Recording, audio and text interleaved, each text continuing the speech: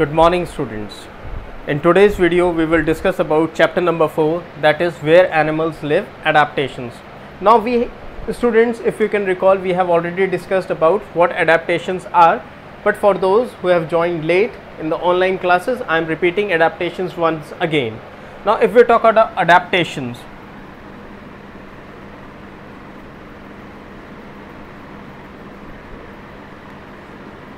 it can be defined as a special set of features,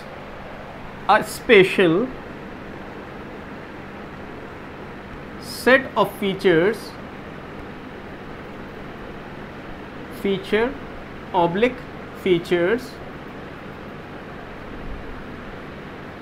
that helps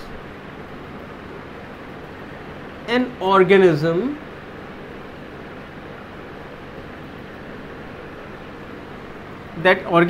it can be plant or animal, that is a plant or animal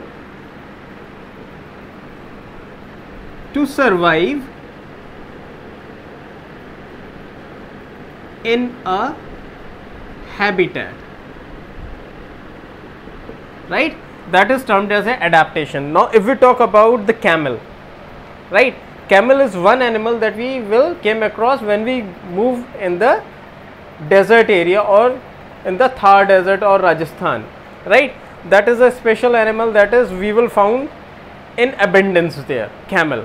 But do we find camel in plains or in the mountain terrain? No. Why? Because these camels have adapted themselves according to the temperature, according to the climatical conditions that are present in desert itself. Therefore, they are adapted to those hot and scanty rainfall terrains. They are not adapted themselves to live in a wide area. They can only survive in desert area, right? So that a special set of a feature or the features that helps an organism, that is plant or animal, to survive in a habitat is termed as an adaptation, right? Now there is a term habitat, although we have discussed it earlier, but I am still for your convenience explaining it once again. So what is a habitat? Habitat is a place where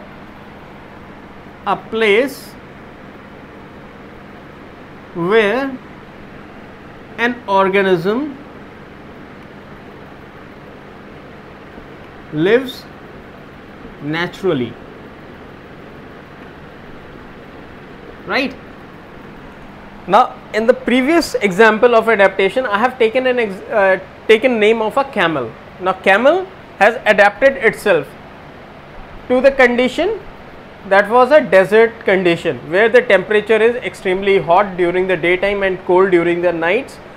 There is very less amount of a rainfall, there are huge amount of the sandstorms, and because of the sandstorms it is not possible for the regular organisms like a dog or a cow or buffalo to survive there, because what will happen, their legs will sink inside, right? So it has adapted, camel has adapted several features here in order to survive in a habitat where it can live naturally. So camel is living in a desert, so that is a habitat, desert is a habitat of a camel. If we talk about the habitat of a lion, so the habitat of a lion is a forest, because lions live in forest. It is not there they are living in the mountain terrain, they will, but in the forest only. They will not come to the town area. If they will come to the town area, what will happen? It will become a issue for the human beings, because they might attack us and eat us also. So I hope these two terms, habitat and adaptations, are clear to you. Now when we talk about the where do animals live, we have also discussed about the types of the animals. This is, if we talk about the earth is huge. There is a desert, there is a mountain, there is a forest, there is a plain grassland, there is a swampy areas also. So all this is a part of a desert, all this is a part of a earth. Apart from that earth, land, there is water also. If we talk about the earth constitutes of 70% approximately is water, 30% is land only, right? Or we can reduce it to 25 also, because there are certain areas where we do not find it, that do not come into the land as well as they can come into the water as exam also. So right, 70% is the water. So the animals that are living in water, they are termed as aquatic animals. Aquatic animals. Those animals that are living on land, they are termed as land animals. They are also termed as terrestrial animals, right?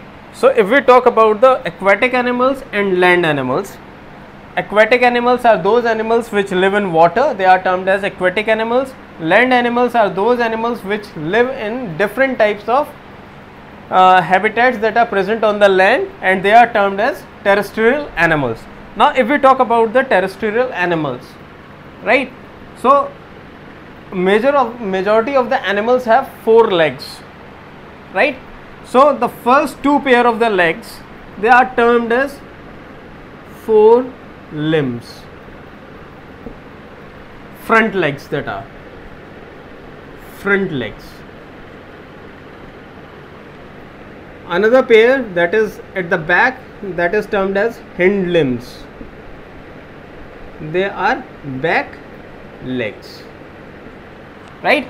So if we talk about the land animals, they have 4 legs on which they crawl or they run on the land, and they are termed as 4 limbs. The front 2 legs are termed as the 4 limbs, and the back 2 legs are termed as the hind limbs. I hope this is clear to you, right? You can imagine a picture of a cow or a dog or a cat or a squirrel, right? All of these animals have 4 legs. If we talk about the lion, giraffe, wolf, hyena, fox, camel, all of them have 4 legs. So front 2 legs, they are termed as 4 limbs, and the back 2 legs are termed as the hind limbs or the back legs. Now if we talk about the terrestrial animals, they have certain special adaptations. They have made adaptations, spatial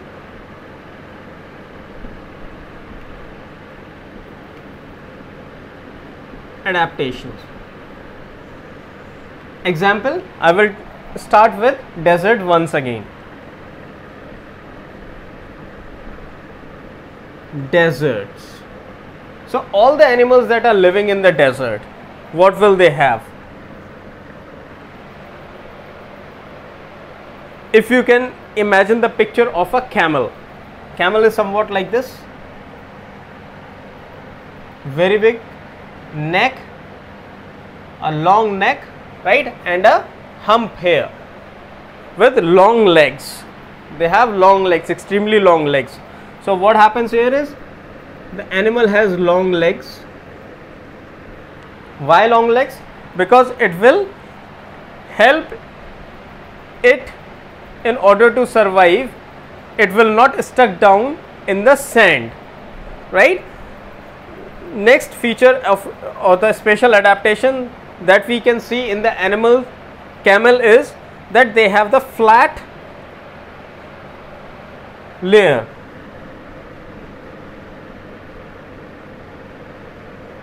At the base of the feet, it is broad, so thereby the area of displacement of the sand is large, therefore it helps to sink less inside the sand, right? So these are the 2 adaptations that we can see in the camel in the leg portion only. Now if we talk about the others, this is called as a leathery patch. It is also termed as a leather patch. Leather patch, that is found at the base of the leg, right? Just like the if we talk about the horse, what do? We usually have a horseshoe. We the when we go to the iron smith hits the horseshoe and it fits in the leg of the leg of the horse. Therefore, the hoof is not getting damaged while running on the road, cemented roads, right? Now, if we talk about the another feature, I was talking about the hump, right? So, there is a huge hump in the camels. Camels have big hump. This hump enables the camel in order to survive even if it does not get food and water for long period. In absence of food and water, in absence of food and water, right? So the hump has a storage.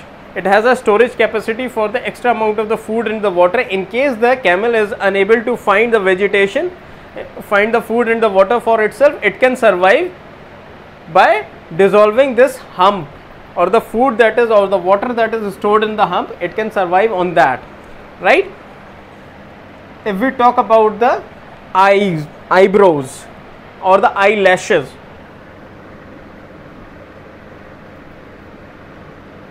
eyelashes are big in camels. Can you tell us why? Because I was talking about the sandstorm. So what happens during the sandstorm? When the sandstorm occurs, there is a huge amount of the sand that is flowing from one direction to another direction, right? So these big eyelashes, it protects its eye from those big sandstorm as well as from the scorching sun. Sandstorm and sun, scorching sun that is present in the desert. Now, if we talk about the nostril of the camel, nostril too have hairs, right? If we talk about the nostrils can be closed, hairs, and it can close its nostril in order to survive from the sandstorms, right? So if we talk about the special adaptations of the animals that are found in the desert, I have taken an example of a camel here, right? So these are the few adaptations that are seen in the camel that is found in the desert. Now come to the another terrain. If we talk about the mountains,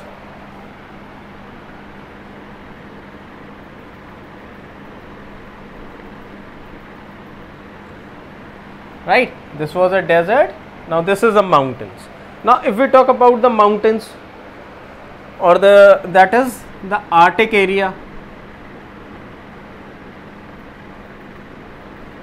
right? What do we find here? Animal we found here is polar bear. Now if we talk about the polar bear, it is white in color. White in color. So if we talk about the color, it has a tendency or a capacity to camouflage, right? It can hide itself in the background. Why? Because snow is white in color. Therefore, if anything is white in color and it comes in the background of a white color, what will happen? It will disappear for a moment and it will not be noticed easily. So if we talk about the snow bear or the polar bear, it can camouflage itself.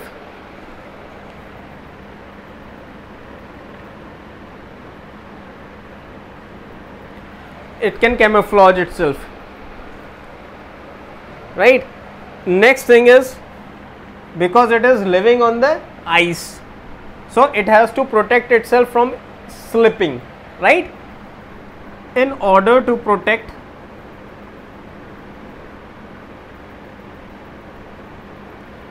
from slipping,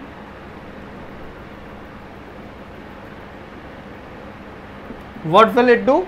It will move its front legs at a certain angle, right? So it moves with the angled feet, moves with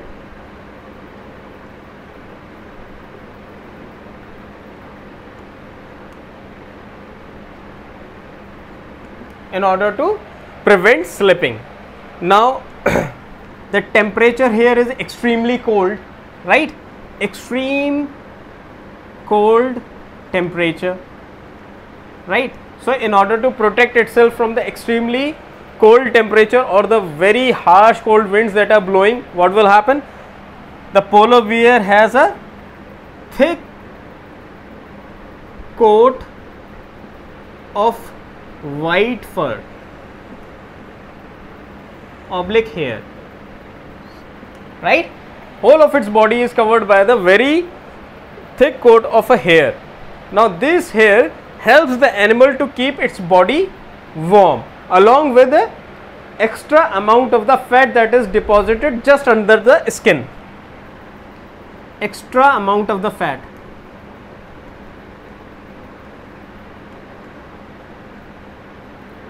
under the skin.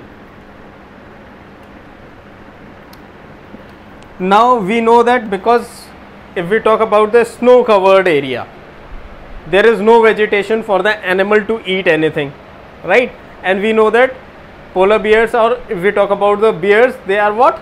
They can eat, they can be actually herbivorous also, they can be carnivorous. And what is the term that is used for such animals?